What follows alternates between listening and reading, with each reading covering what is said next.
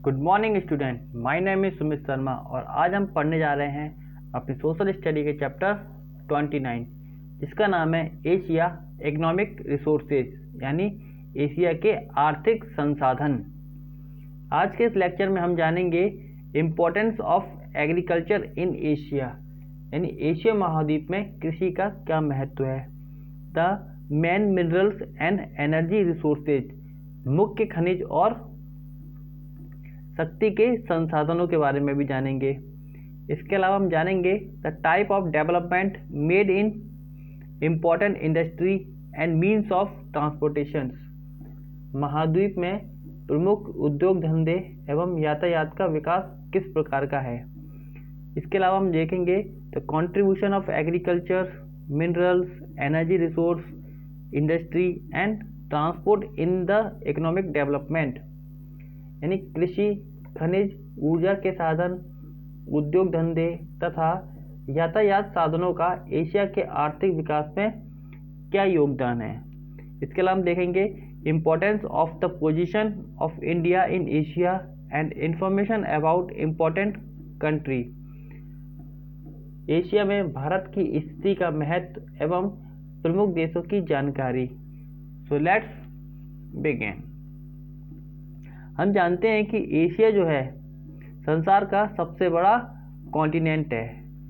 Its vast population depend upon agriculture, mineral and availability of energy resources, यहाँ की विशाल जनसंख्या कृषि, खनिज एवं उपलब्ध ऊर्जा के संसाधनों पर निर्भर है। The natural endowments in the form of lands, water, vegetations and minerals which are useful for man are called resources, प्रकृति से प्राप्त वे पदार्थ जिन्हें मानव ने अपने लिए उपयोगी बना लिया है संसाधन कहलाते हैं। The resources of the continent have influenced the lives and economic development of the area, यहाँ के जनजीवन एवं आर्थिक विकास पर यहाँ के संसाधनों का विशेष प्रभाव पड़ता है। एग्रीकल्चर यानी कि कृषि, the main occupations of the people in the alluvial riverine plain like Indus Ganga plain, Yangtze Kiang and Huang Ho plain, Irrawaddy and Mekong plain is agriculture, यहाँ के लोगों का मुख्य व्यवसाय कृषि है। The bulk of Asia's population is found here, और इन क्षेत्रों में एशिया की ज़्यादातर आबादी पाई जाती है। Besides plain, crops are also cultivated in the foot hills of the mountains and plateaus, इन मैदानों के अलावा जो खेती है, फसल जो है वो पर्वतों के फुट हिल्स पर और प्लेट्यूज में भी की जाती है। The man crops grown in Asia are rice, wheat, maize, sugarcane, tea, silk, jute, rubber, tobacco, spices and fruit। Asia की जो मुख्य फसल है वो चावल, गेहूँ, मक्का, गन्ना, चाय, सिल्क, जूट, रबर, तंबाकू, मसाले और फल हैं। इंडिया की मुख्य फसल चाय है और चाइना की सिल्क है।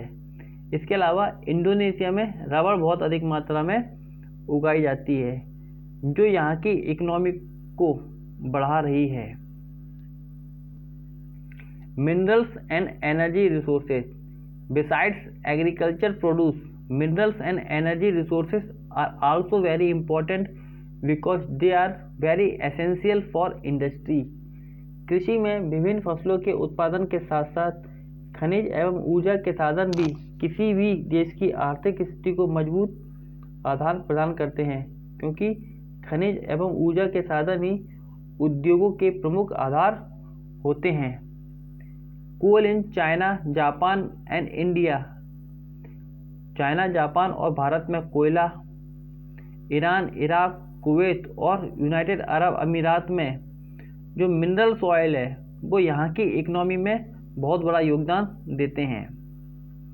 टिन का जो उत्पादन है वो मलेशिया की में बहुत अधिक होता है और जो आयरन है, लोहा, वो इंडिया, चाइना और रशिया में पाया जाता है।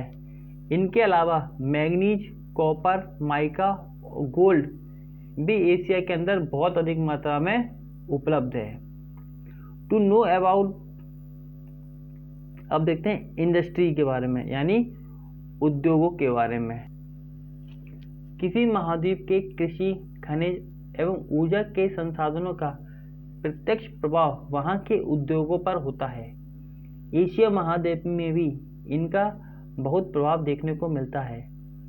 आयरन एंड स्टील इंडस्ट्री का सबसे अधिक विकास रूस, चीन और भारत में हुआ है।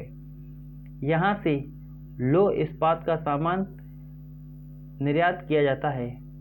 खनिज तेल से संबंधित उद्योगों का विकास ईरान, इराक, कुवैत, रूस, चीन, भारत आदि देशों में हुआ है। इसी प्रकार चीन, भारत और जापान में सूती वस्त्र और चीन और जापान में रेशमी कपड़ा बनाने के कारखाने अधिक हैं। दक्षिण पूर्व एशिया के देशों भारत, इंडोनेशिया, मलेशिया आदि में शक्कर और तथा रबड़ के कारखाने हैं। ये सभी उद्योग इन देशों की आर्थिक स्थिति को मजबूत बनाते हैं। ट्रांसपोर्ट यानी यातायात के साधन। एशिया महाद्वीप में जो ट्रांसपोर्ट के साधन हैं वो प्राचीन काल से ही काफ़ी विकसित हैं। चाइना का सिल्क रूट और भारत का ग्रांड ट्रंक रोड वो प्राचीन काल से ही बहुत ज़्यादा फेमस हैं। एशिया में China, Japan, Bharat, Singapore, Pakistan, Bangladesh, Russia आदि those country where roads have been developed on the large scale. ये वो देश हैं जहाँ पर रोडों का विकास बहुत बड़े पैमाने पर हुआ है, जो यहाँ के व्यापार, इंडस्ट्री और इकोनॉमी को डेवलप करने में सहायक हुए हैं। विश्व की the world longest railway, trans Siberian railway, which extend from Moscow the capital of Russia to Vladivostok, had contributed a lot to its economic development। विश्व की जो सबसे लंबी रेलवे है, जिसे हम ट्रांस साइबेरियन रेलवे, जो मॉस्को से व्लादिवोस्टॉक तक जाती है, उसने यहाँ के इकोनॉमिक डेवलपमेंट में काफ़ी कंट्रीब्यूशन किया है। आइए इस रेलवे को हम एक बार मैप में देख लेते हैं। ये है हमारे एशिया का मैप और यहाँ पर है व्लादिवोस्टॉक और यहाँ से ये रेलवे जा रही है, जिसे हम ट्रांस साइबेरियन रेलवे बोलते हैं। ये मॉस्को तक जाती है। इसकी लंबाई लगभग 9000 किलोमीटर से भी ज़्यादा है। इसी तरह भारत, चीन, जापान आदि देशों के विकसित रेल मार्गों ने भी वहाँ की आर्थिक स्थिति के विकास में सहायता की है। The Suez canal which joins the Mediterranean sea and Red Sea has a special place of importance in waterway। जल मार्गों में सुएज नहर का अत्यधिक महत्व है, जो भूमध्य सागर और लाल सागर को आपस में जोड़ती है। चलिए एक बार मैप में हम सुएज कैनाल को भी देख लेते हैं। देखिए ये है रेड सी और ये है मेडिटेरियन सी और यहाँ पर पतली सी एक कैनाल है जिसको सुएज कैनाल बोलते हैं, जो रेड सी और मेडिटेरियन सी को आपस में जोड़ती है। इस कैनाल के कारण जहाज़ों को अफ्रीका का चक्कर लगाकर नहीं जाना पड़ता है। वो जहाज़ यहीं से इस कैनाल के रास्ते यहाँ से सीधे यूरोप पहुँच जाते हैं। एशिया में भारत की स्थिति जो तीन ओर से जल से घिरा है, जल मार्गों की दृष्टि से महत्वपूर्ण है। इसी प्रकार एशिया महाद्वीप के लगभग सभी महानगर आपस में वायु मार्गों से जुड़े हैं। Mumbai, Kolkata, Delhi, Chennai, Rangoon, Bangkok, Hong Kong, Tehran, Singapore, Shanghai, Tokyo आदि महत्वपूर्ण शहर वायु मार्गों के द्वारा आपस में जुड़े हुए हैं। हालांकि एशिया में खनिज, ऊर्जा के साधनों, उद्योगों तथा यातायात के साधनों का यहाँ आर्थिक विकास में महत्वपूर्ण योगदान है, फिर भी यहाँ 80% जनसंख्या ग्रामीण है। यही कारण है कि एशिया के अधिकांश देशों में उद्योगों की तुलना में जीविका का प्रमुख आधार कृषि ही है। Position of India in Asia and its importance. Asia में भारत की स्थिति और उसका महत्व। एशिया महाद्वीप के दक्षिण में भारत तीन ओर से समुद्र से घिरी हुई और मध्यवर्ती स्थिति है। प्राचीन काल से ही व्यापारिक महत्व की रही है। भारत वर्तमान में हो रहे औद्योगिक उत्पादों के निर्यात के कारण अपनी स्थिति का भरपूर दोहन कर रहा है।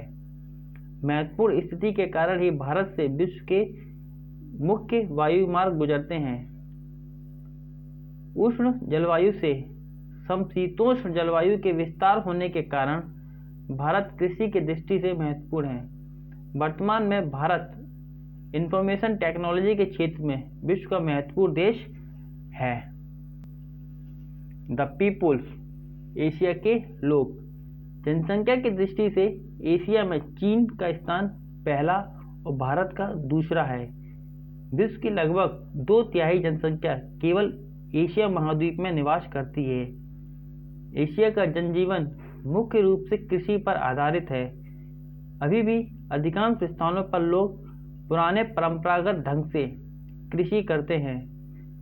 हालांकि चीन, जापान, रूस एवं भारत में आधुनिक ढंग से खेती की शुरुआत हो चुकी है। एशिया महाद्वीप में उपलब्ध कृषि योग्य भूमि, खनिज एवं ऊर्जा के संसाधन, उद्योग धंधे एवं यातायात के विकास का समग्र प्रभाव यहाँ के जनजीवन पर पड़ा है। जनसंख्या गांव से नगरों की ओर प्रवाहित हुई है और उन पर शहरीकरण का प्रभाव हुआ है। इससे इनका जीवन स्तर अधिक विकसित हुआ है। मानव भूगोलवेत्ताओं के अनुसार एशिया के प्रमुख रूप से काकेशियन, मंगोलॉयड प्रजाति और इनकी मिलीजुली प्रजाति निवास करती है।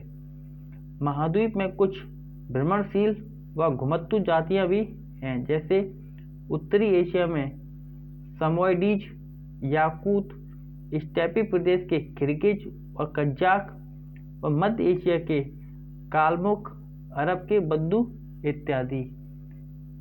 तो आशा करता हूँ स्टूडेंट आपको आज का लेक्चर मेरा समझ में आया होगा। God bless you. Thank you.